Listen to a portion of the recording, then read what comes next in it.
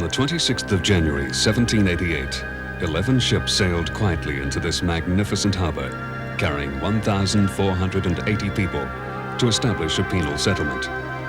736 were convicts, 19 were children, and the rest crew members, soldiers, officials, and officers. The convicts were the utter rejects of the British Isles, and the officers largely unappreciated and without obvious career prospects. Unwittingly at first, and very much against their natural inclinations, they and their descendants were to found a city and a nation that is now emerging as a cornerstone of the Pacific region.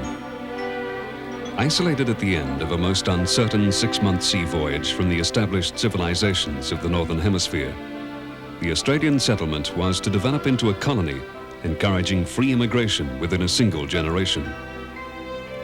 The second generation won sovereignty from London as self-governing colonies with an elected parliament, independent judiciary, a civil service, and 2 universities. The fifth generation was to lead this vast continent into independence as the Commonwealth of Australia in 1901.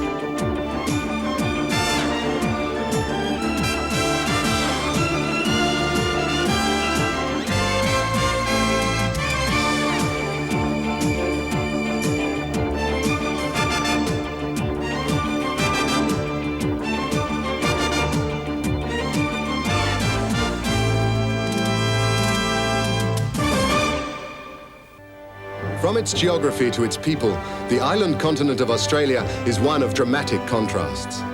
In an area almost as big as the United States of America, and against a wide range of landscapes and climates, live some 16 million people in an advanced industrial nation, settled by Europeans barely 200 years ago. Come with us now and experience Australia. The city of Sydney, gateway to Australia and a major business centre for the Asia-Pacific region, situated on the eastern seaboard.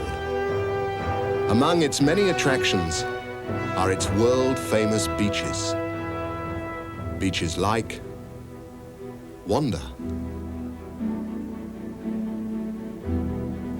Wedding Cake Island, Bondi, a must for every visitor. The rugged South Head at the entrance to Sydney's famous harbour. Spectacular Manly.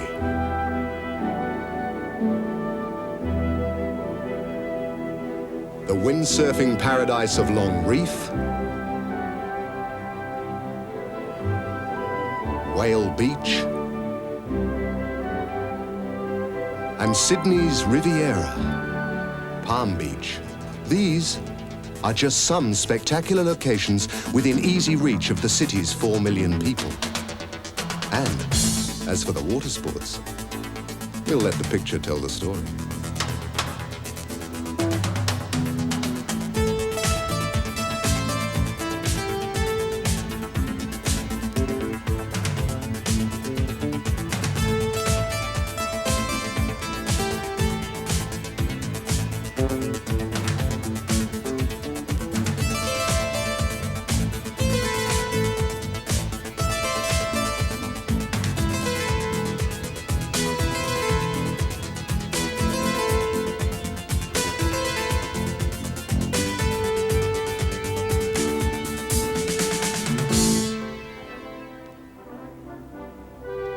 Lying on the northern shore of the harbour, Sydney's Taronga Zoo takes its name from an Aboriginal word meaning view over the water.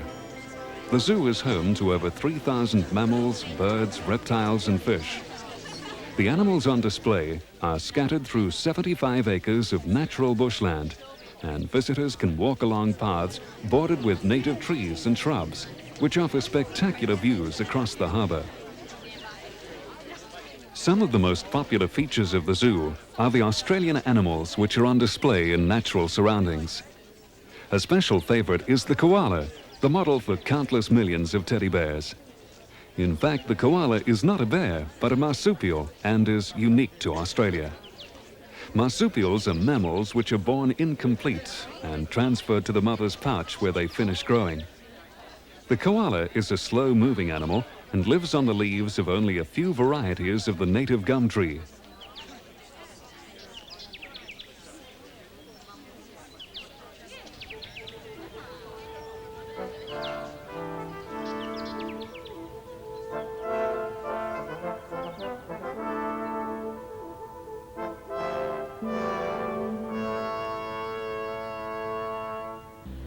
Sydney retains a strong link with its past. In the shadow of the Harbour Bridge is one of its most historic areas, known as the Rocks. It was here that the first arrivals set up their shanties. The area quickly grew and developed into a lively seaport, famous for its bars and gambling houses. The streets are soaked in character and worn by almost 2 centuries of life.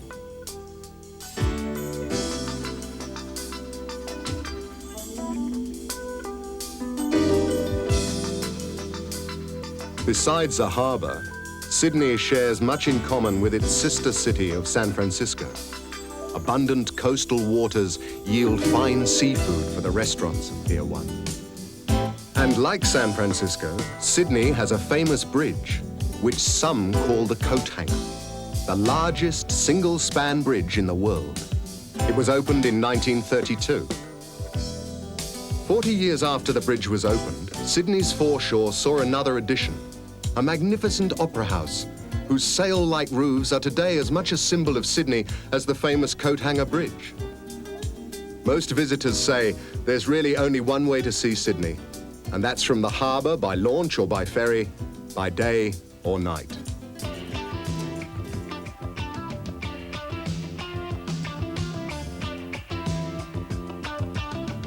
Nighttime is when Sydney really comes to life, with entertainment for all. The precision and tradition of the US Marine Band make it a highlight of the nighttime entertainment at Sydney's spectacular Easter show.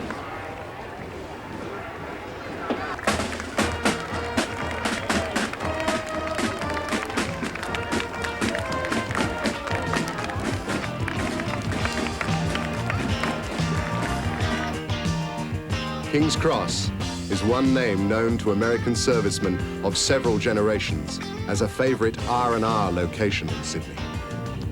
The music and fashions may change with the times, but the Cross is still a popular spot for eating out live music, clubs and discos.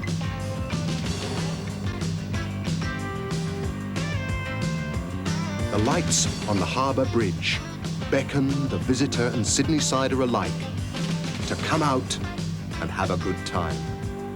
If Sydney sleeps, it's never for long.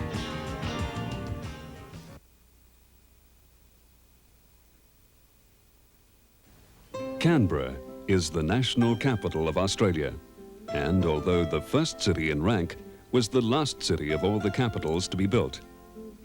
Erected on a site chosen by the vagaries of interstate politics, the construction of Canberra began in 1911. The work was interrupted by the First World War, recommenced in 1921, and proclaimed as the national capital in 1927. The capital includes the Commonwealth Parliament, the High Court of Australia, the National Gallery, and so typically Australian, all the facilities for an active outdoor lifestyle.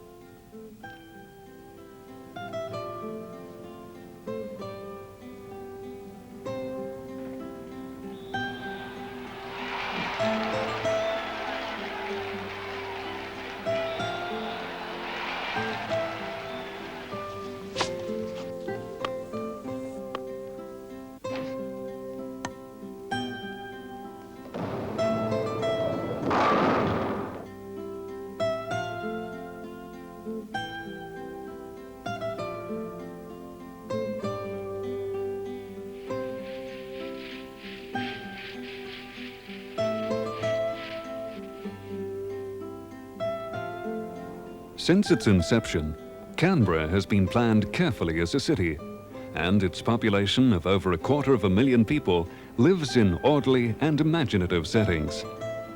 The concept and design of Canberra was carefully set out by its original American architect, Walter Burley Griffin. Administration and business centers are separated from residential areas by a lake named after him. Canberra is a city of trees, and to keep it that way, each new resident is offered at no cost 50 trees and shrubs. In all, there are over 8 million trees in the city. As national capital, Canberra is also host to many diplomatic missions and embassies. There are more than 50, and their sizes vary depending on the country represented.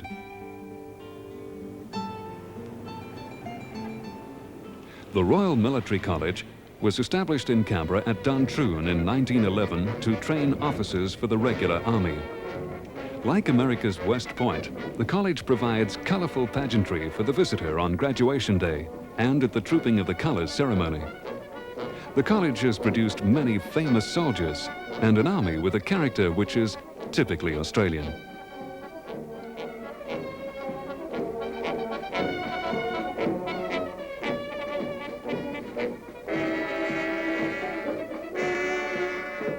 But just as typically, everything, the gardens, the roads and the magnificent Lake Burley Griffin, had to be carved out of native pastures to become a home for civil servants, embassies from more than 50 countries, a military academy, national research organisations and the Australian National University.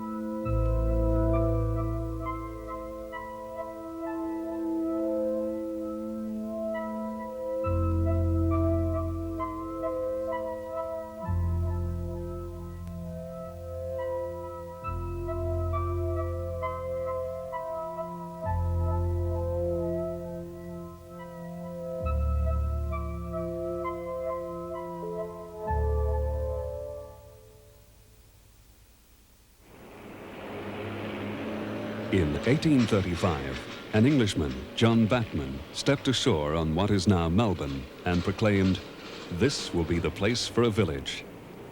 Within a single generation, one of the great cities of the then British Empire stood on that site. Spurred by gold discoveries, an industrious population, and the economic development of the continent, Melbourne was to become, by the second generation, the political, cultural, and economic heartland of Australia.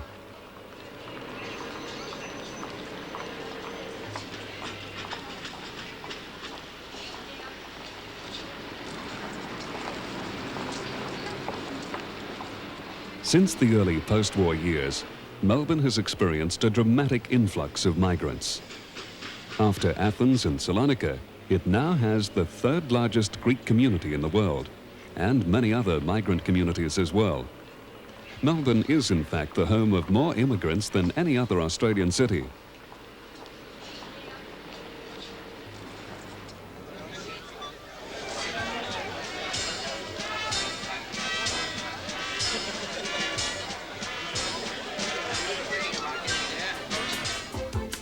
When cities elsewhere were discarding their trams, Melbourne was rediscovering their value, not only as a reliable means of public transport, but as a tourist attraction.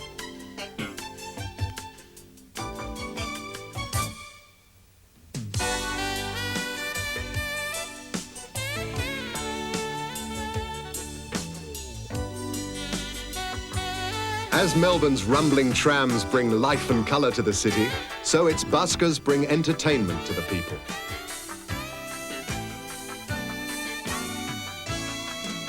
For those with a need to do something strenuous, the tracks along the river and in the parks close to the city are ideal for cycling and jogging.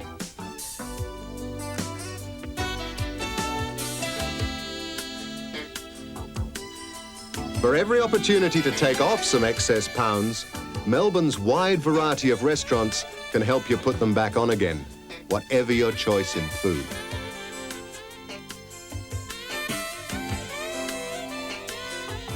Melbourne's musical heritage spans all types, from musical comedy to opera and rock. Each November, they fly in from everywhere, interstate and overseas, for one of the world's greatest horse races, the Melbourne Cup. It's a race that brings the entire country to a standstill, and whether you like dressing up or dressing down, the occasion is always spectacular.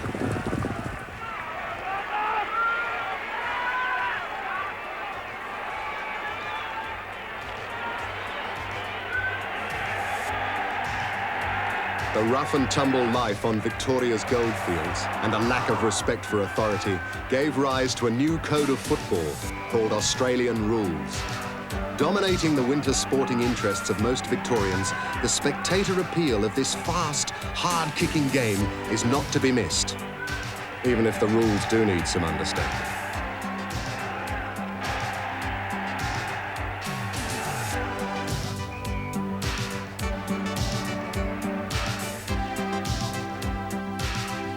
To Melbourne's northeast lies the Victorian Alps. Deep in winter snow, the Alps offer superb skiing. And when the snow melts from the alpine high plains, there's exhilarating horse riding in country which has given Australia many of its most famous horsemen, real and legendary.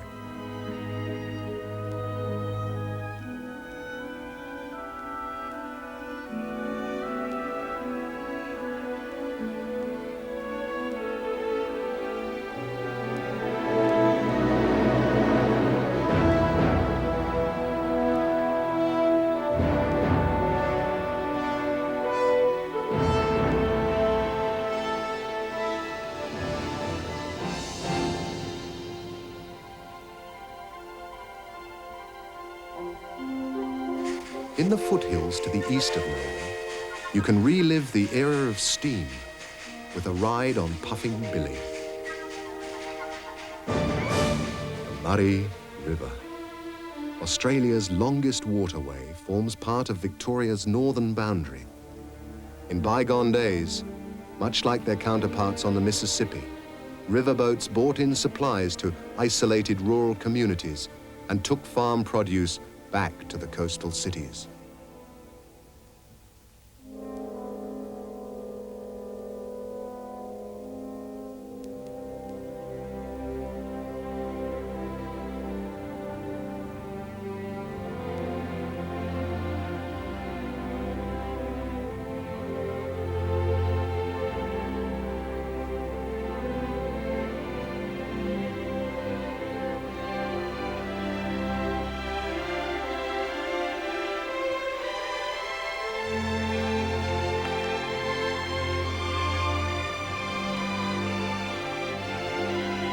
black swan is native to Australia and found in many parts of the country. Victoria's coastline offers something for all interests. Footprints are few and far between on the 90-mile beach. No longer hunted, the seals enjoy a peaceful life on Seal Rocks. Penguins waddle up the sand in their nightly parade on Phillip Island. The dramatic wind and wave sculptured arches and the 12 apostles guard the southwest coast like quiet sentinels.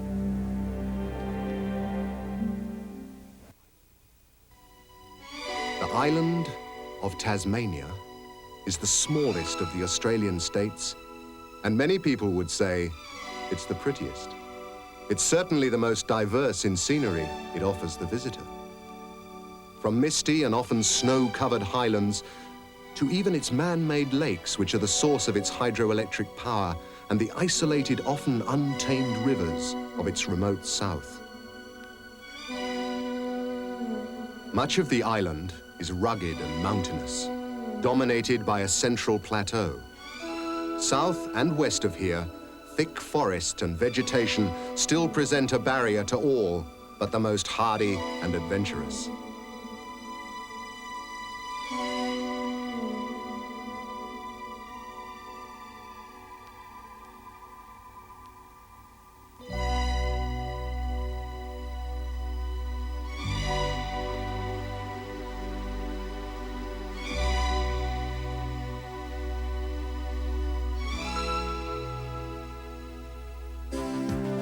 Among Tasmania's unusual bird and animal life is the small but aggressive Tasmanian devil, which pound for pound has the strongest jaws of any known carnivore.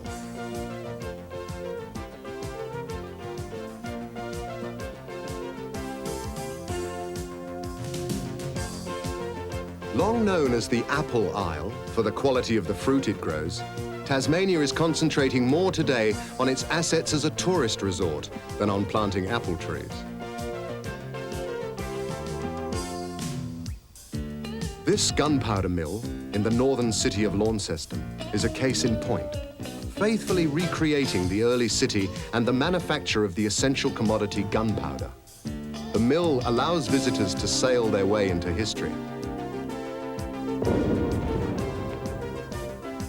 For some, the visit goes off with a surprising bang. For others, a relaxing ride in an old tram car is called for. Hobart, the capital of Tasmania, lies on the banks of the Derwent River and combines a charm and quaint old-world atmosphere with the foresight and sophistication which saw it become the home of Australia's first casino at Rest Point.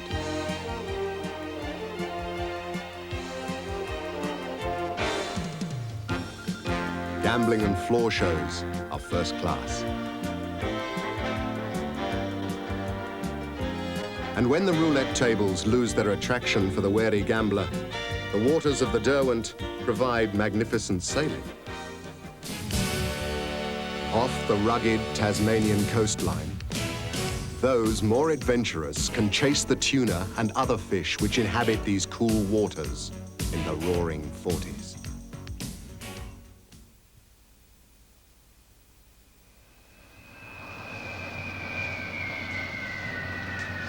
Adelaide is the capital city of the state of South Australia and was, from its beginnings in 1836, a free settlement.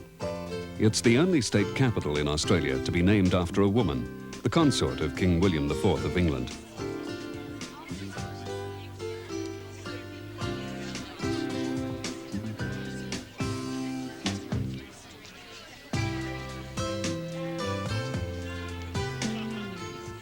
Immigrants from all over the world have settled in this beautiful city over the years, a city that has uniquely remained true to the design laid down by one of its founders, Colonel William Light, to be today a living example of the advantages of enlightened town planning, a city of universities, cultural centres, museums and art galleries.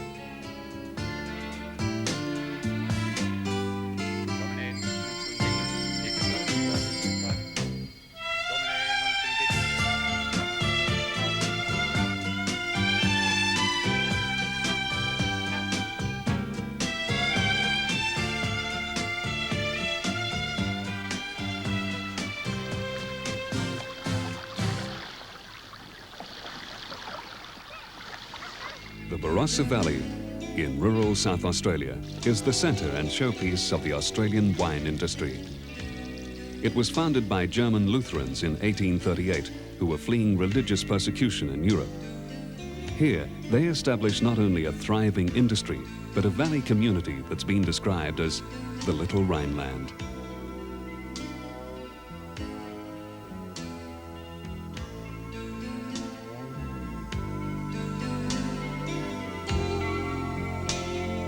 Although its highest mountain is only 3,000 feet high, South Australia is not without picturesque, dramatic scenery in its Flinders Ranges.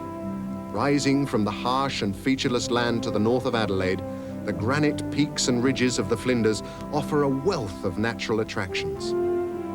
The remarkable geological formations had their origins in a seabed more than 100 million years ago.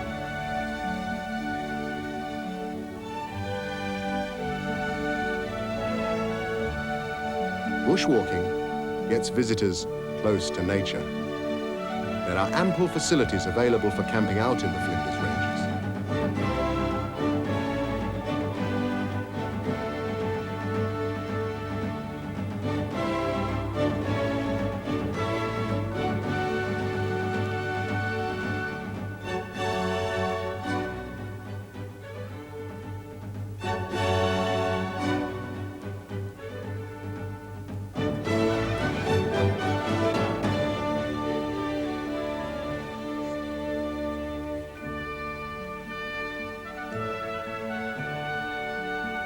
The Murray River changes its character considerably along its course. A trip in a paddle-wheeler takes visitors past towering cliffs and river gum trees, by a vista of rich orchards, vineyards, and lush pasture land as the Murray heads towards Lake Alexandrina on the coast. The Australian reputation for ingenuity has helped ensure a long reign for this old lady, who was built more for comfort than speed.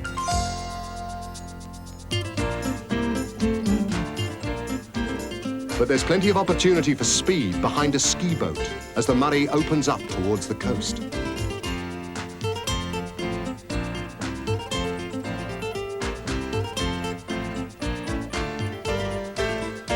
After a gentle day's sightseeing, it's all ashore for an evening of old bush songs sung around the campfire. Australia, it is said, rides on the sheep's back. And sheep sales like this bring a visitor close to the people and the livestock living on the vast sheep stations of outback South Australia. Down on the coast, there's something for all tastes. Sailing a catamaran, sunbaking in the shallows, exploring the coastal scenery, or for some, just having a scratch with no other worries in the world.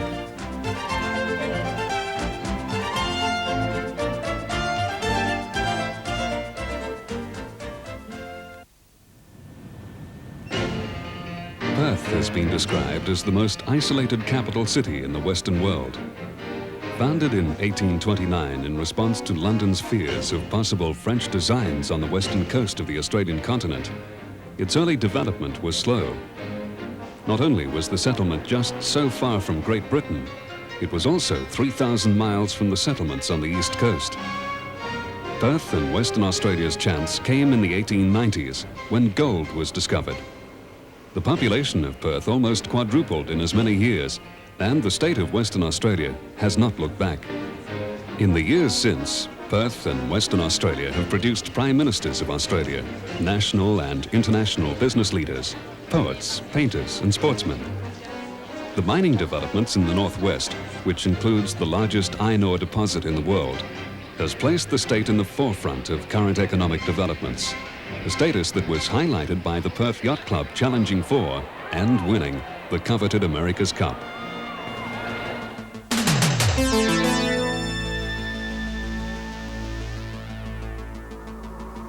Challenging seas and unpredictable winds await the competitors, chasing yachting's holy grail, as evidenced in the recent World 12-meter Championships held off the coast.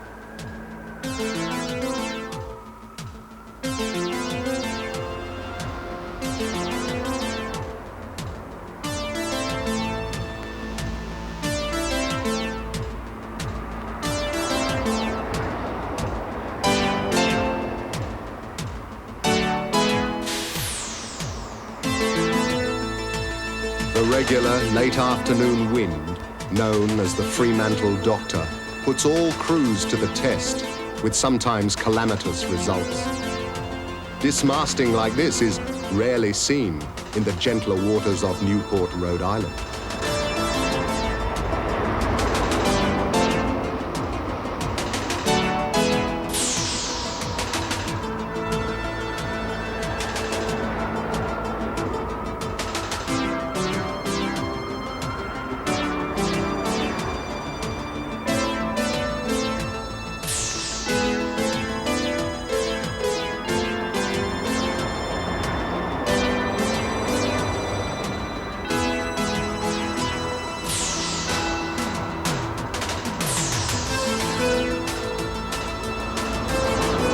Here, the crew of America 2 have their work cut out for them.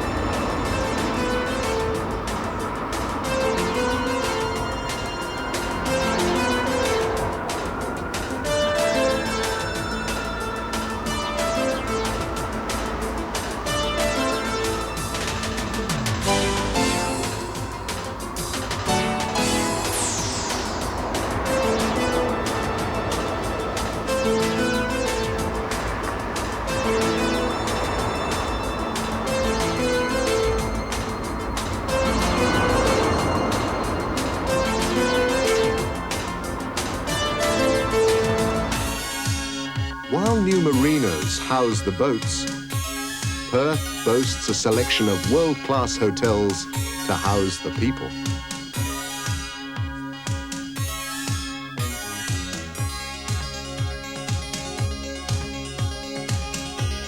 Western Australia is big, and so are the achievements of many who have made it their home. Riverside homes worth millions of dollars line the banks of the Swan River.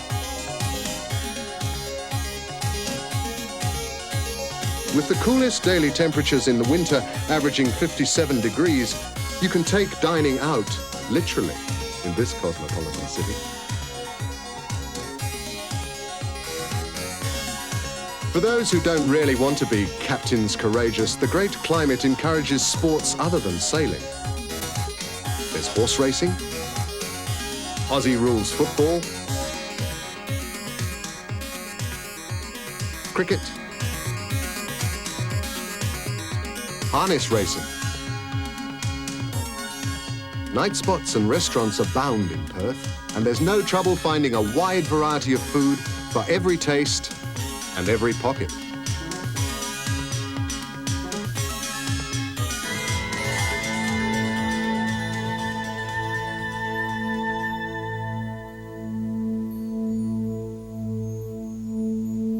Travelling north from Perth, the coastline is rugged, and with the exception of remote mining or fishing ports, the hinterland is sparsely settled.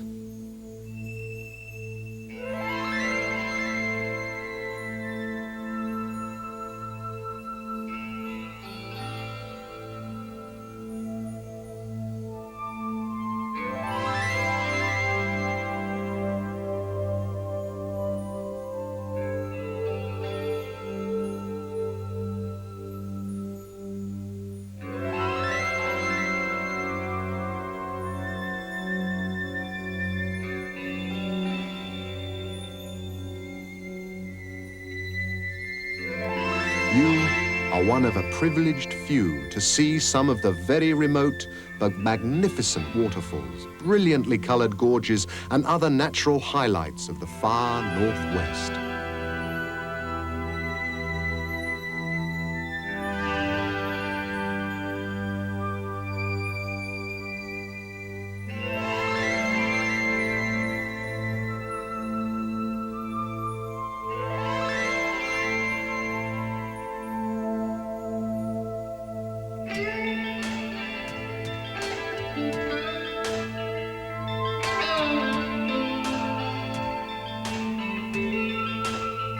Man-made features often contrast with the sculptor skills of Mother Nature.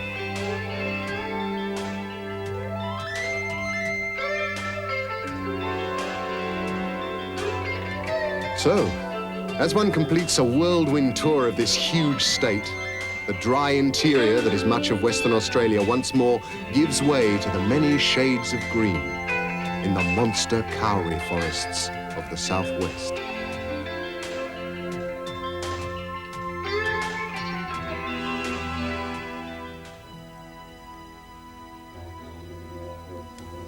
Right in the middle of the Northern Territory in the big red heart of Australia, Ayers Rock looms out of the desert. The world's largest monolith is sacred to the Aboriginal people.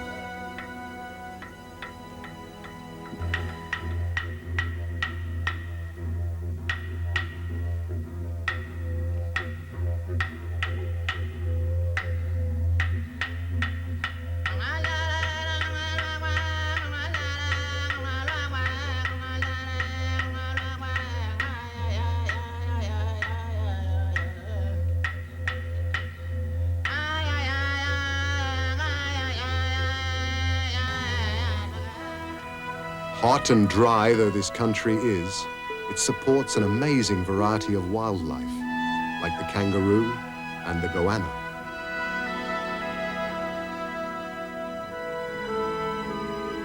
And surprisingly, the camel, now running wild in the center. The country surrounding Ayers Rock, or Uluru, as the Aboriginal people call it, is rich in the legends of their ancestors. This old man plays the didgeridoo, a simple but very haunting musical instrument.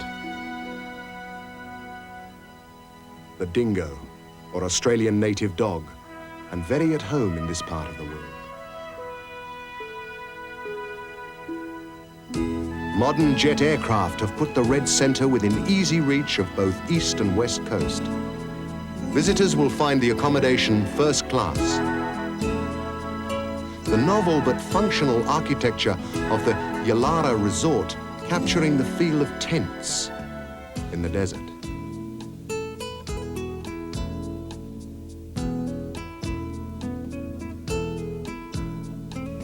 Surrounding Ayers Rock are the rugged Peterman Ranges, where images of the desert extend beyond Yalara to locally bred camels. Thousands are exported to the Middle East, where they are highly prized. But cattle are the most prolific income-earning four-footed beasts in the Northern Territory, where today a road train speeds them to market. Just as the road train has taken over from the drover or cowboy of yesterday, so the job of mustering cattle now falls to the airborne cowboy, who demonstrates great skill just a few feet from the ground.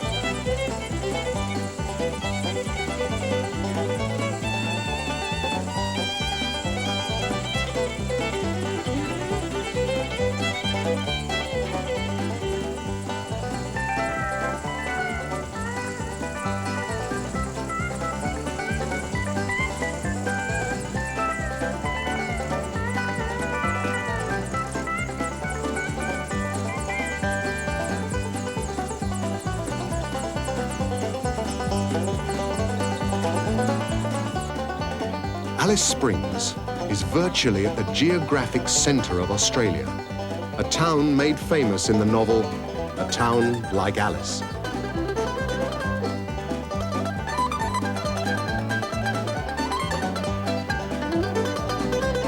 The rip-roaring days of the Old West can still be lived in the Northern Territory. It's still a roundup, even if it is a little unorthodox.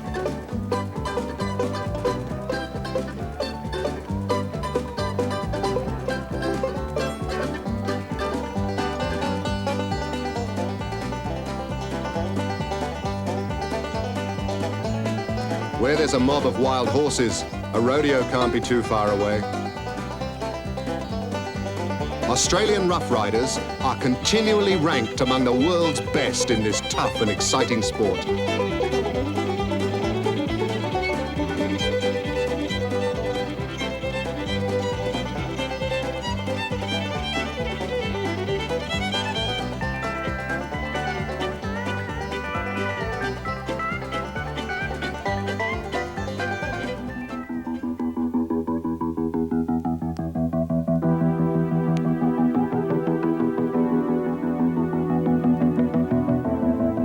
southeast of Alice Springs lies one of the most rugged and driest areas in Australia, the Simpson Desert. It was virtually the last unknown part of Australia to yield to the probing of European explorers. 50 years ago, it had no name and had hardly been recognized as an entity. It was known as No Man's Land. Today, however, its powerful landscapes attract adventurous visitors from all over the world. The Simpson Desert is over 300 miles across, making it almost the same size as England and Wales. Formed over 20,000 years ago, the wind, aridity, and a probable buildup of salt turned ancient watercourses and drainage areas into endless red sand dunes.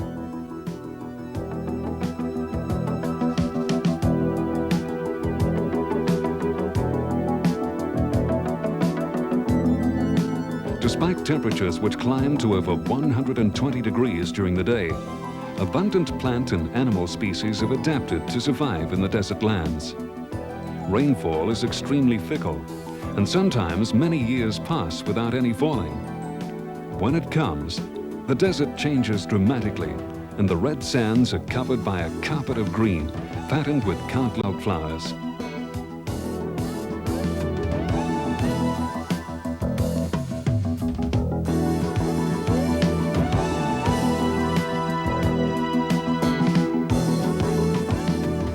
These age-old landscapes are full of a striking and poignant simplicity. For thousands of square miles, there's nothing man-made. The elements and the land are all that matters.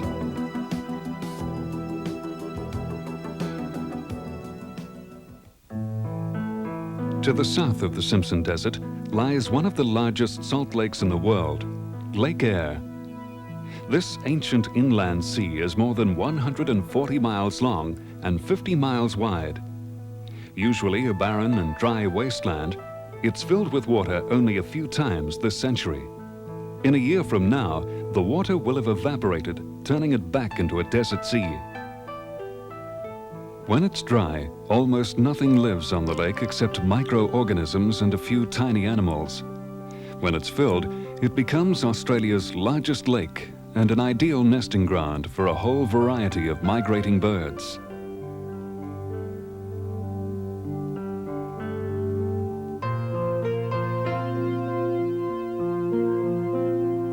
Lake Eyre began to dry out during the major ice age about 20 to 40,000 years ago. Central Australia's climate grew harsh and the water in Lake Eyre evaporated. Fierce, drying winds eroded the lake bed, scooping it out to a depth of 90 feet below sea level. Despite the buildup of salts and sediments, Lake Eyre still depths about 45 feet below sea level, making it the lowest spot in Australia. For several decades early last century, European explorers believed that in the center of the Australian continent they would find a huge inland sea. The only one they found was a dry sea of salt. Lake Eyre was first discovered by Edward Eyre in 1840, along with a series of other lakes which he thought would join together. For many years after this, the region was thought to be an impenetrable barrier.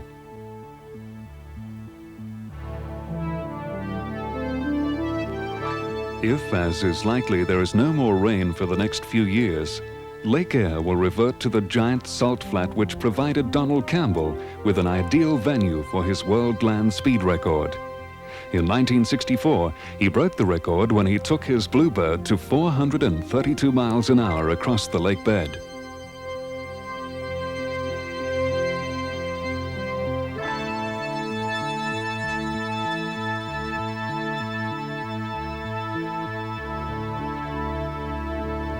The Australian desert is paradoxical and the land of the unexpected. The salt country is no exception. The explorer Eyre described it as glittering and brilliant beyond conception. But he also experienced the ancient and powerful force of the elements on the land, calling it a region of magic, where all was uncertainty and conjecture.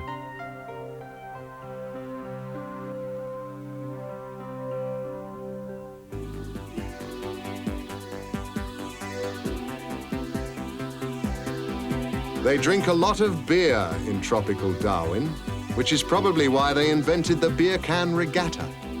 This zany event is a race between craft of as many styles as there are people, of all colours and creeds in this cosmopolitan city.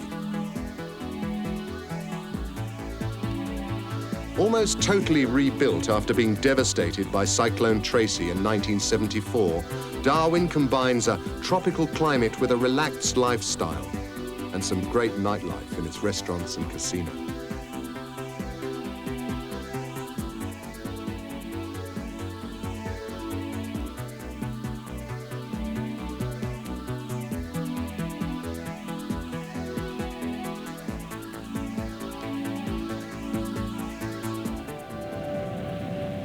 Within travelling distance from Darwin lies the Kakadu National Park, a recently proclaimed sanctuary of flora, fauna and Aboriginal art. Crowned by the Kakadu Gorge, the park extends over a vast area and embraces the entire wildlife heritage of outback Australia.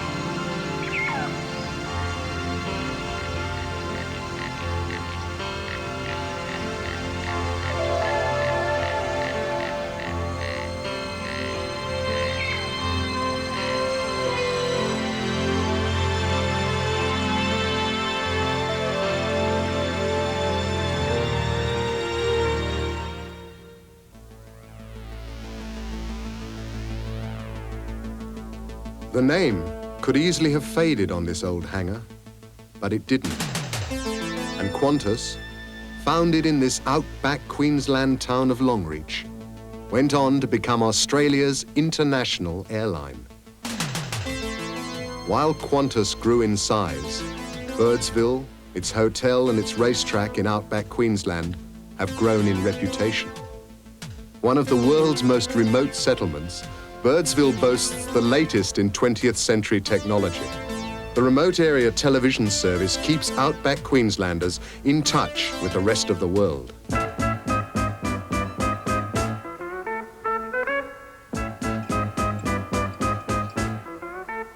With a drink in your hand, you might get a fairly informal greeting at the annual Birdsville picnic races.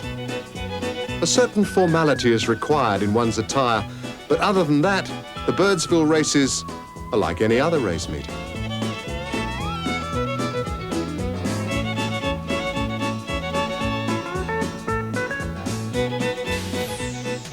Outback Queensland is rich in images for the photographer's lens.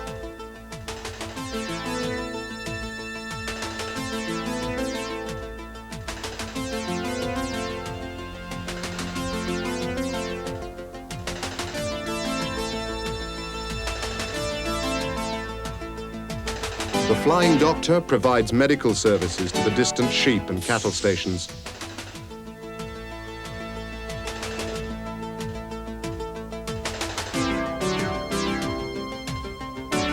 The station homesteads are often the centres of small communities of drovers and other bush workers. There's no standing back when there's food around with these two station dwellers. Billy T is the favourite of most bushmen.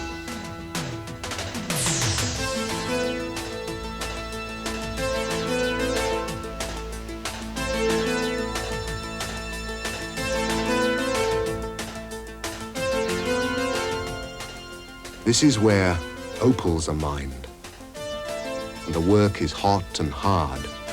Many months can pass before the miner gets a show of colour like this. Most bushmen are optimistic. This one certainly is. To a celebrity, like actor Lee Marvin, Cairns means one thing: marlin. Pursuit of the often elusive and highly prized game fish has brought Marvin and not-so-famous people to Cairns time and time again. Every season, anglers come to Cairns from all over the world. The Great Barrier Reef is often called the eighth wonder of the world. And you'll have no difficulty in working out why in the next few minutes.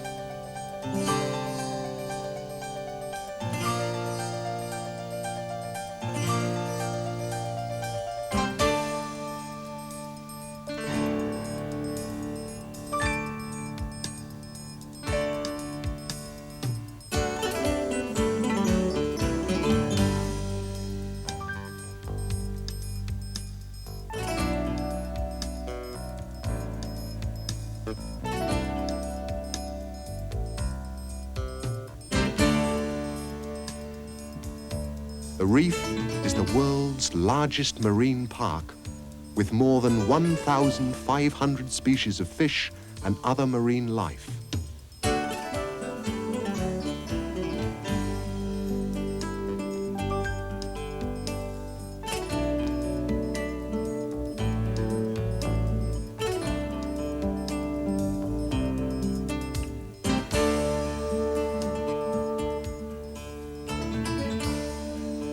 It parallels more than 1,500 miles of the Queensland coast and stretches from north of Cape York to just south of the Tropic of Capricorn. That's bigger than Texas. The Whitsunday Passage is one of the increasingly popular resort and cruising areas of the Queensland coast.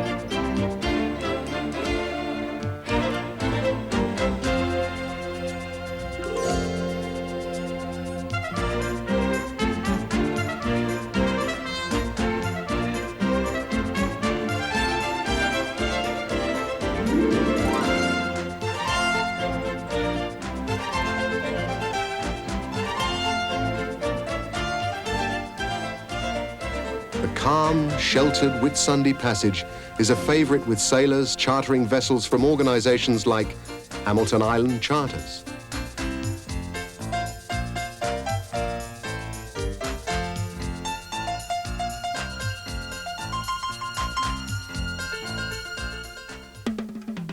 The Gold Coast has it all as a holiday playground.